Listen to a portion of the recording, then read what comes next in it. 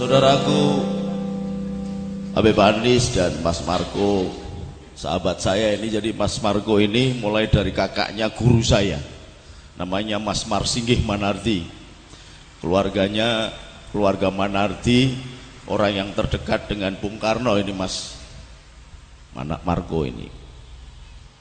Adiknya lagi Mas Maulana, sahabat saya. Adiknya lagi Mas Manardi Darmanto, dulu juara kelas teater Undip, angkatan saya, jadi angkatan tua. Mas Marco ini sebenarnya justru teman saya, tetapi saya sahabatnya kakak-kakaknya. Nah, dialah yang sesungguhnya saya perkenalkan dan saya minta untuk berdiri. Marco Manardi adalah arsitek sekaligus yang punya ide pembentukan Laskar Masjikal, Laskar Masyarakat Cinta Keadilan, kemudian menjadi pasukan berani mati. Silakan berdiri Mas. Jadi rembukan kami berdua di gedung Satpam, gedung Satpamnya Harian Sore Wawasan. Gus gawe masjikal ya Gus, yang tanpa anu ya, dia berucul dari ngeyel itu. Jadi ngeyel itu, minal ngeyel itu ternyata ada benernya juga gitu loh. Sampai kemudian muncul pada waktu itu kaos Golkar, bendera Golkar, lambang-lambang Golkar ditukar dengan Superman. Ini idenya dia juga. Jadi kadang-kadang itu orang Indonesia itu dibesarkan karena kenakalan-kenakalannya. Saya mau tanya, ini lagu apa sebenarnya yang saya lakukan? Ada yang tahu nggak? Lagu itu berasal dari Israel, Yerusalem, tempat kelahirannya nabi-nabi besar, tanah yang dijanjikan, besarnya Daud, besarnya Sulaiman dulu ketika Jawa masih gandeng dengan Arab.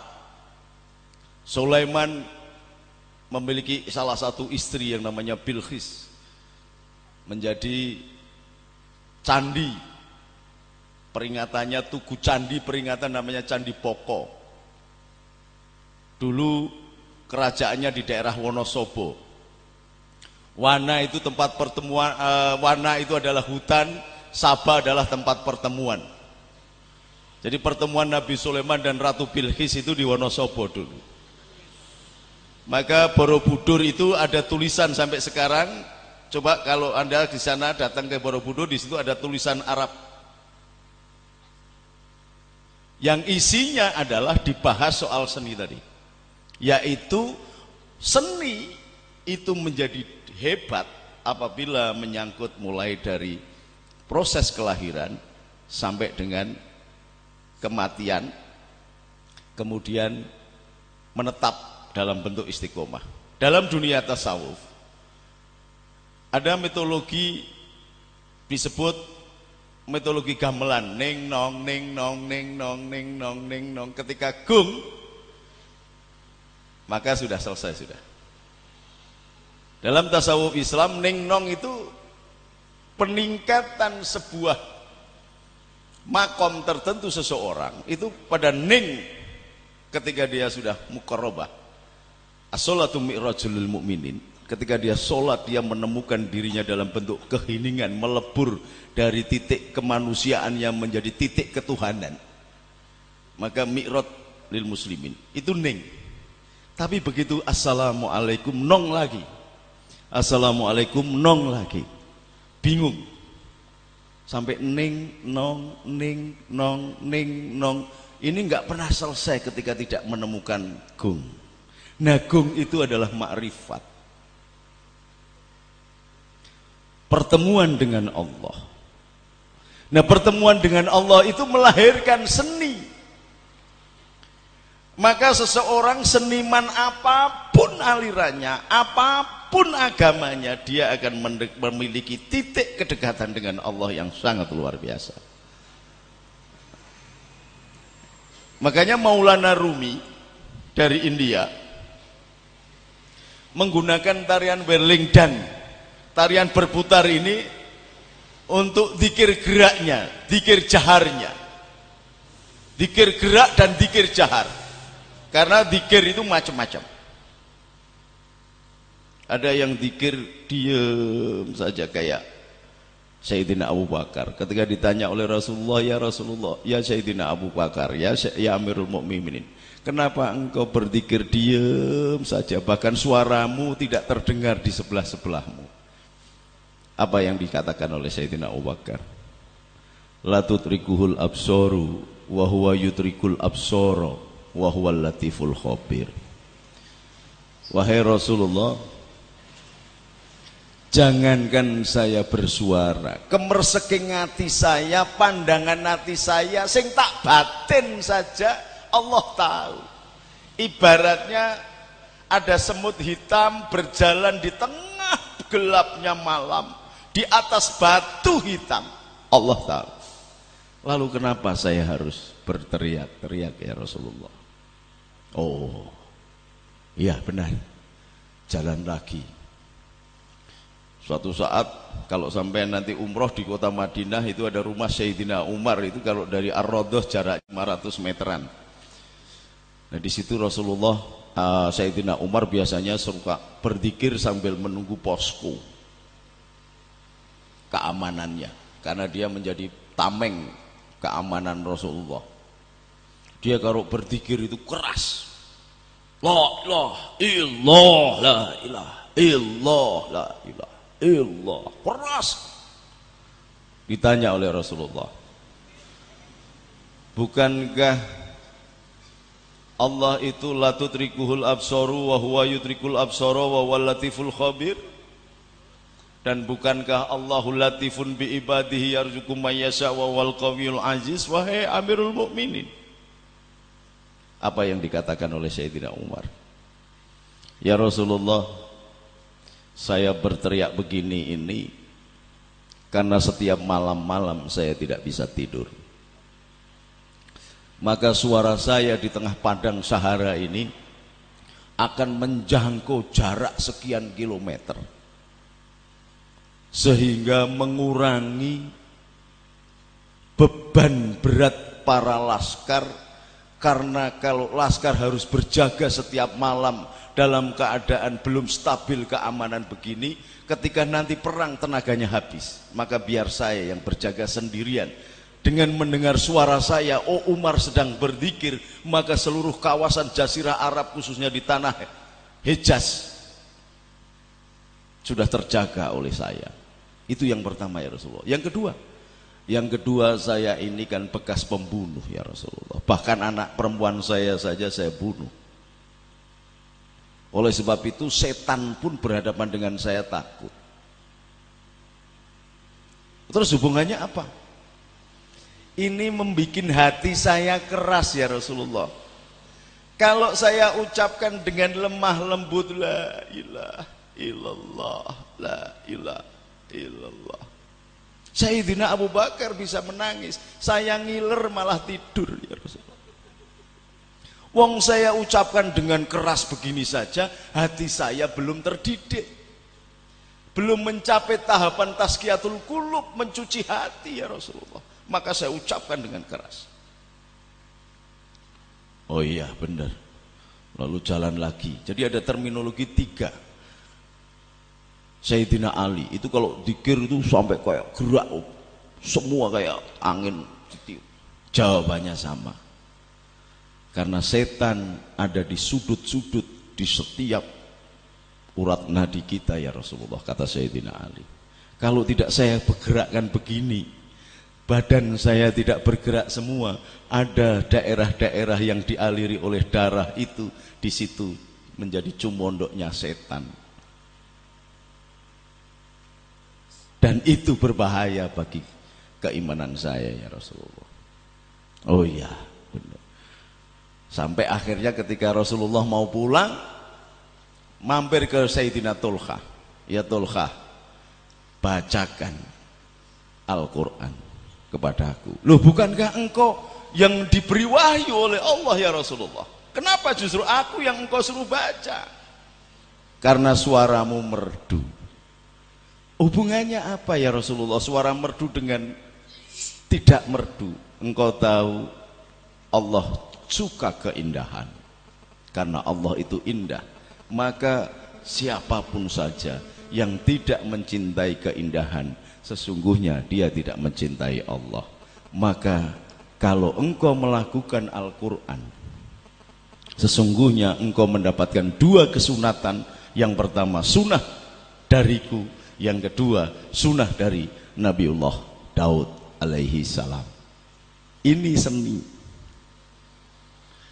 Maka berbagai hal orang setelah mencapai tataran mu'rifat dalam hal tertinggi kebijaksanaannya itu melahirkanlah budaya. Budaya itu keluar dari anggitan, perenungan yang dalam tentang pertemuan dengan Allah. Cuman seniman-seniman sendiri kadang-kadang itu tidak pernah merasa kapan ketemu Allah, padahal sesungguhnya dia sahabatnya Allah, dia ketemu Allah. Dia sudah diikuti oleh Allah, bahkan diawasi oleh Allah, dibimbing dalam kreativitas, karena Al-Khaliq itu adalah milik Allah. Maka seseorang seniman pasti memiliki kreativitas, karena dia sesungguhnya sudah melakukan wahdatul wujud, manunggaling kawula Gusti dalam bentuk sifat Allah Al-Khaliq, maka menjadi kreatif ditambah dengan keindahan jamil. Maka seni itu adalah wilayah, kata Habib Anis, sekte agama yang tidak main-main. Tidak ada seorang wali yang tidak memiliki citra seni. Tidak ada. Bahkan yang namanya Sayyidina Bushairi al-Burdah ketika dalam keadaan sakit itu mengupas dan mengarang syair-syair yang penuh pujian tinggi kepada Rasulullah SAW, yang kemudian disebut dengan Maulid Burdah atau Selawat Burdah. Amin tada kuriji ranin bidi salami majaz tada manjaro min muglatil idomi.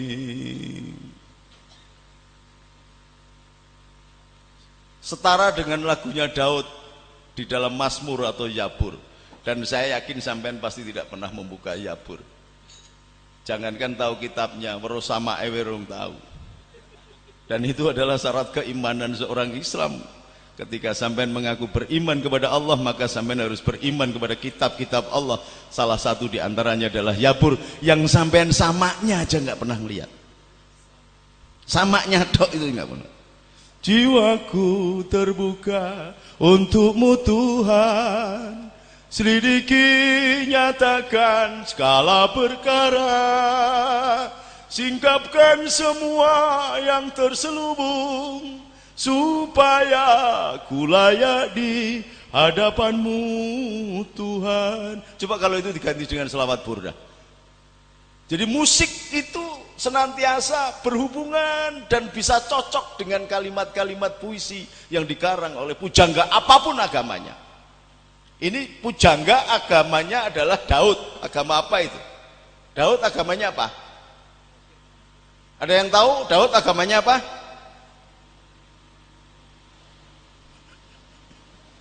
Daud atau David agamanya apa? Ya udah, Mas Marco, Mas Konyek tahu nggak agamanya Nabi Daud apa? Enggak tahu ya. Beb Anis tahu nggak agamanya Gusti Allah apa? Beb. Ini pengertian agama dianggap ditabukan dan kemudian tidak didiskusikan dan kemudian sampai tidak paham sesungguhnya tentang agama. Kayak jiwaku terbuka untukmu Tuhan, Itu adalah menceritakan kisah ketika Nabi Daud melihat istri panglimanya yang cantiknya bukan main. Kemudian panglimanya disuruh bertugas perang, mati bojone dipek. Betul itu. Udah 999, terakhir bojone panglima jadi 1000 istrinya. Kemudian dia menyesal mengatakan, jiwaku terbuka untukmu Tuhan, selidiki nyatakan segala perkara, singkapkan semua yang terselubung supaya aku layak di hadapanmu Tuhan. Sementara kita, adakah kontemplatif begini di dalam solat-solat kita atau setelah solat-solat kita? Adakah kesungguhan bahwa Anda mengaku la ilaha illa anta subhanaka ini kuntu minadz zalimin, mengaku zalim selama ini? Kalau selagi Nabiullah Yunus mengaku zalim, adakah sampean mengaku zalim sebagaimana Nabiullah Daud merasa untuk disingkapkan kekotoran-kekotoran? Ini disebut muhasabah. Rasulullah menjelang meninggal juga melakukan hal yang sama, kisos. Nah, sama dengan kita seharusnya. Ini yang melepaskan kita dari belenggu kesombongan yang dipakai oleh iblis. Tidak pernah minta maaf atas kesalahan-kesalahan kita. Maka coba bayangkan tarian jadilan yang sebelum Islam belum ada, Kristen belum ada, Maulana Rumi belum ada, tarian-tarian yang lain, musik-musik yang lain belum ada. Sudah ada yang namanya megatruh. Megatruh itu dari kata megat ruh, pelepasan ruh, ngerogoh sukmo. Dan ngerogoh sukmo itu baru diajarkan Rasulullah setelah hijrah. Kemarin itu dibahas di sini hijrah, keterputusan cintanya dan gantungannya, tergantungannya, dukungannya, backingnya dari kekasihnya, istri tercintanya Sayyidatina Khadijah dan pamanda Abu Thalib. Kemarin sudah dibahas di sini dalam bentuk hijrah. Sebelum hijrah Rasulullah dimi'rajkan, kemudian menerima tugas sholat. Sholat itu adalah megatruh. Dan orang Jawa sebelum Rasulullah lahir sudah ada budaya megat ruh, keterlepasan ruh, wahdatul wujud. Maka kalau sampean kemudian tidak menggunakan akarnya sendiri, pasti pakai cangkokan akar lain yang belum tentu bisa hidup. Salah satu contoh, kurma itu bisa hidup di Jawa karena subur. Tapi tidak ada pohon kurma yang bisa berbuah sebagaimana baiknya berbuahnya pohon kurma di daerah gurun. Karena apa? Akarnya tidak cocok. Maka Islam masuk ke Jawa untuk ditemukan dengan rohnya. Kemarin dalam diskusi saya di TVRI bersama Pedanda Ketut Arsana dengan pendeta dan Konghucu, saya bahas soal ini. Nah, maka kembali kepada seni tadi, kita tidak bisa, siapa yang berkewajiban? Apa pemerintah? Apa Ibu Pertiwi? Apa masyarakat? Tidak. Yang berkewajiban adalah santri-santrinya Bib Anis, baik yang Islam atau yang tidak Islam, yang datang dalam suluk malaman ini, yang sekaligus menjadi cucunya Pangeran Benowo. Kalau sampean sendiri masih menganggap diri sampean gelandangan keturunan yang tidak jelas karena sampean kalah promosi dengan anak raja-raja yang lain yang tidak berdarah biru, kemudian dia sampean merasa ngelokro, maka Indonesia tidak akan tumbuh. Karena Indonesia nyawanya di kota Pati. Pati ini adalah terminal antara hidup dan mati. Pati jugalah ilmu tertinggi dalam tasawuf, karena di dalam hikam Imam Athaillah Al-Askandari mengatakan, kalau engkau kepingin ketemu dengan Allah, maka kuburlah dirimu di dalam alam kekosongan. Matilah sebelum ajal. Mematikan rasa berarti mulai mengenyampingkan semua aspek kekotoran dunia menuju kepada Allah. Sebagaimana Janatuka Harjuno merangkul Semar, Petruk, Gareng, Bagong, dan pemimpinnya adalah Semar, Simarudunia, maka dia menemukan Janatuka atau surga atau taman.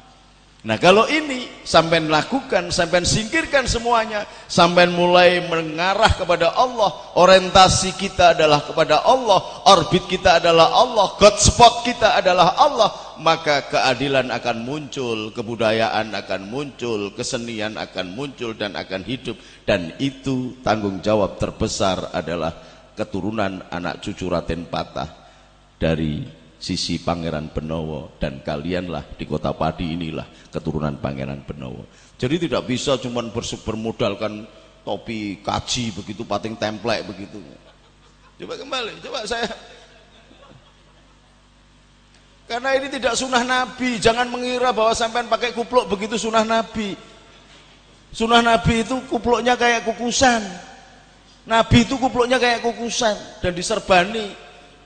Tidak ditokke bathuke begini terus do ngapal-ngapal kayak silet ketek begitu, bukan. Sing ganteng gitu loh, nganggo serban sing ganteng. Dadi ojo, Rasulullah rambutnya gondrong 45 cm panjangnya. Di Museum Mesir. Ini baru aja tak cukur karena brodoli, Beb. Kalau enggak dicukur brodol. 45 cm. Jadi jangan kemudian terus yang didawak-dawake jenggote lho, nek jenggote ketel enggak apa-apa, jenggot mung 13 tok kayak tepek kong gitu diingoni engko apa gitu loh. Mari kita pakai budaya kita Jawa, pakai beska, pakai blangkon kan ganteng itu. Kayak Markonye, Mas Markonye ini kan ganteng tuh. Jadi kalau kepengin ala Rasulullah pakai yang kayak kukusan. Ini kan enggak jelas semuanya. Ini kupluk ini sebenarnya pentol korek apa kupluk kan enggak jelas.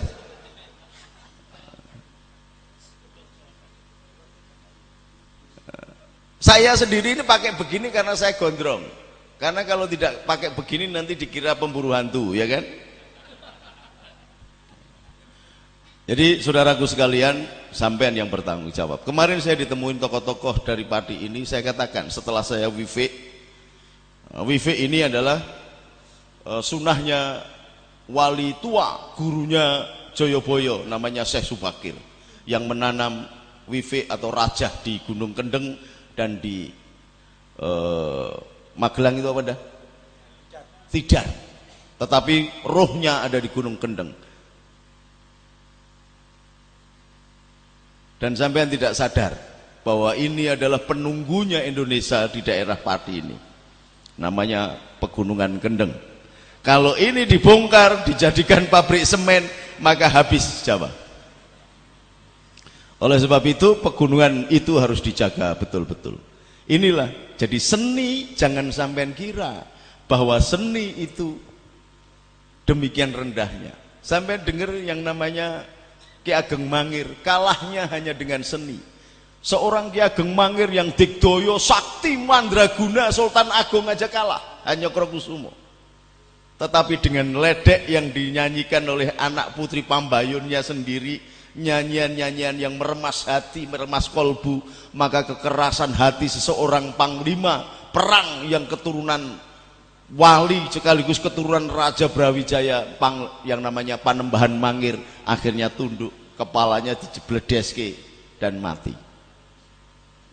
Jadi seni menghancurkan kekerasan hatimu. Seni lahir dari Allah sendiri yang menampilkan dirinya dalam bentuk sifat Al-Khaliq, maka manusia diberikan sifat keindahan dan Al-Khaliq kecil menjadi kreativitas dan menghibur.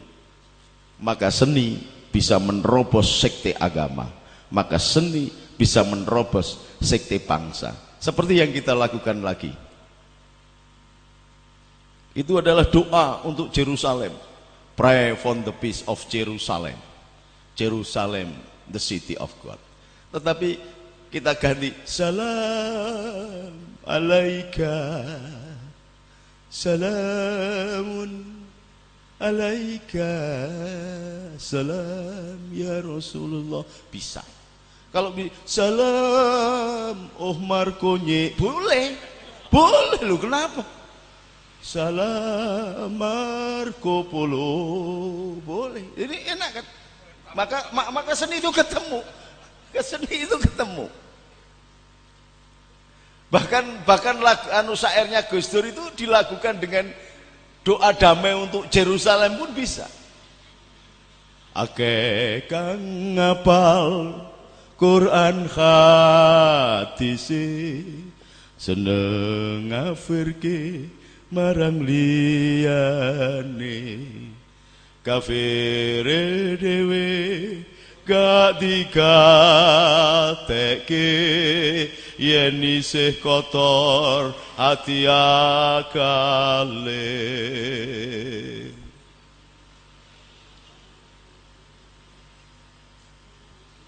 Tersusun semuanya dan itu melibas semua sekte, semua trust, semua arah, semua agama, semua suku, semua bangsa, karena seni berasal dari hati yang paling dalam, disebut qalb. Qalb inilah tempat tajili nur Allah. Maka ketika sampean berjalan sebagaimana terminologi Mas Didik tadi, senian Jawa itu ada yang keluar dulu, maka tahali. Berjalan pulang kembali, taholi. Dan kemudian istiqomah, namanya tajali. Terminologi yang sama di dalam berkesenian. Maka seorang Marco tidak takut ketika sendirian bersama 11 kelompoknya melabrak Malaysia, tidak seperti mahasiswa kita bengok-bengok ngobong gendera, dia ngluruk tanpa bolo. Itu menggunakan falsafah Jawa, Kokro Karsono, ngluruk tanpa bolo, sakti tanpa aji ning nek jajan aja tanpa bayar. Bila itu